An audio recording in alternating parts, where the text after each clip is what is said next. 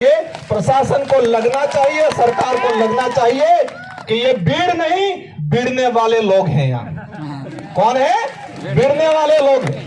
सभी आरक्षण हमारे बाप दादा ने जान गंवाई है, खून पसीना बहाया है, और हम इसको तरीके से ले भी नहीं पा रहे वक्त। इसी तरह हमारे कुछ मैंने देखा, मैं वहां गाड़ी से उतरा, कुछ भाई मिले थे 1167 वाले, कुछ की शक्ल मैंने देखी, अच्छी लग रही थी, गुस्सा तो मुझे उनपे भी है। इसलिए हम कहते, नारा लगाते, कुछ तो करो, जवानी में आग लगा दो पानी में। जवान तो है लेकिन पता नहीं आग कहां लगा रहे हैं।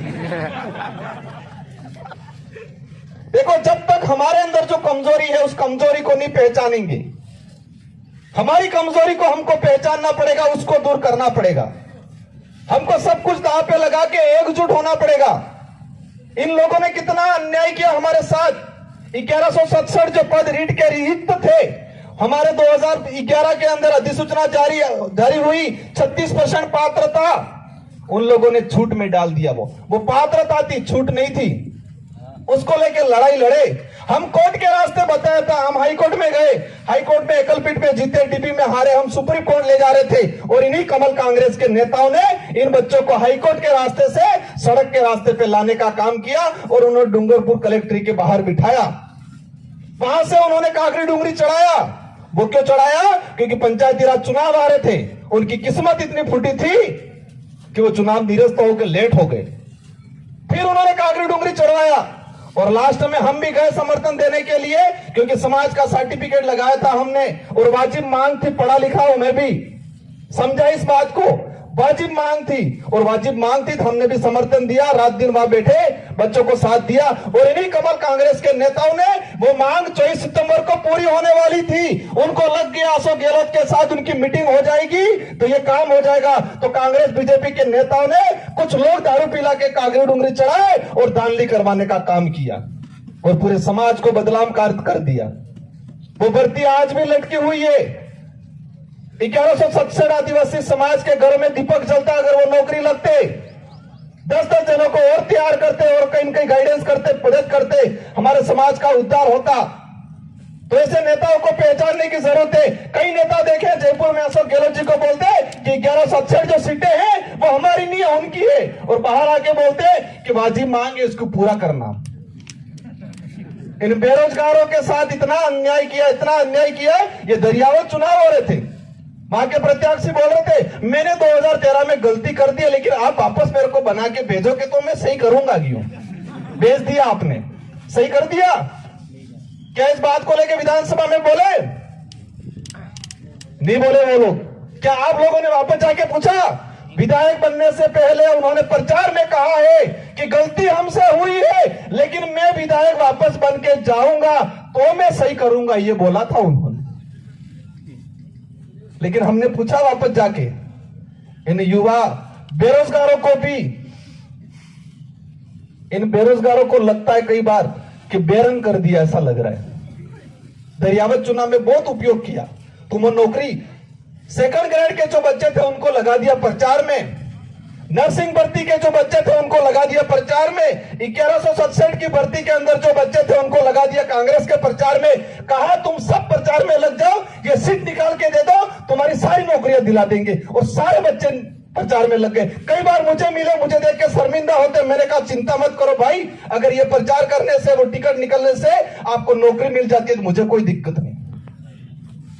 लेकिन सारे युवाओं को ये कार्यक्रम, आपको युवाओं को आगे आके करना चाहिए। जितने यहाँ साथी हैं जो पढ़े लिखे हैं, आप सबकी जिम्मेदारी है कि गांव गांव फले फले, पूरे जिला मुख्यालय, पूरे संभाग मुख्यालय पे और सभी खंड मुख्यालय पे हमें रैली करने की जरूरत है।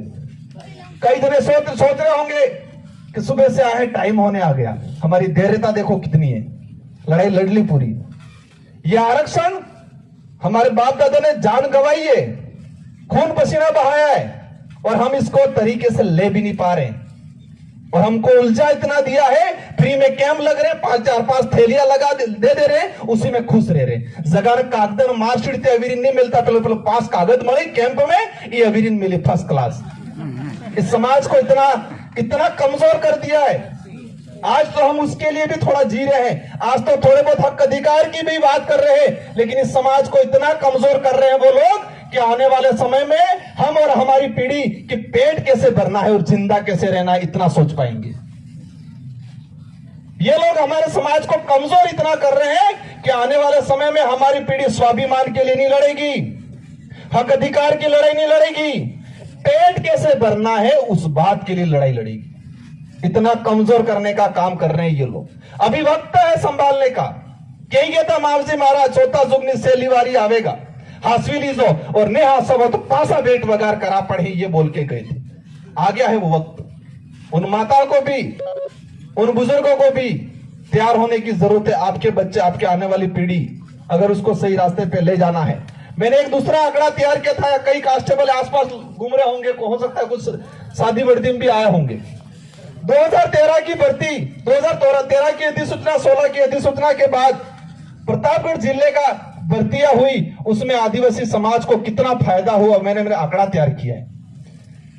2019 की भर्ती हुई, 124 कांस्टेबल के पद आए, कुल एससी को 6 मिले और एसटी को मिले 11, और ओपन कैटेगरी में कितने गए 107, और ओपन कैटेगरी में अनारक्षित में एसटी का कितना बंदा गया 0 गया।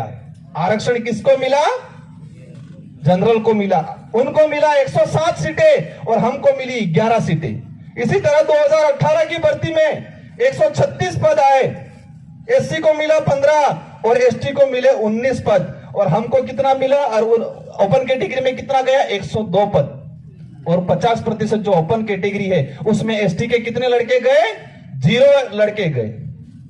ये अन्याय हो रहा है, और हमें जगह पाली में नानी नानी बातों में एक भी जाने टांग खिंचाई मेरे मस्त।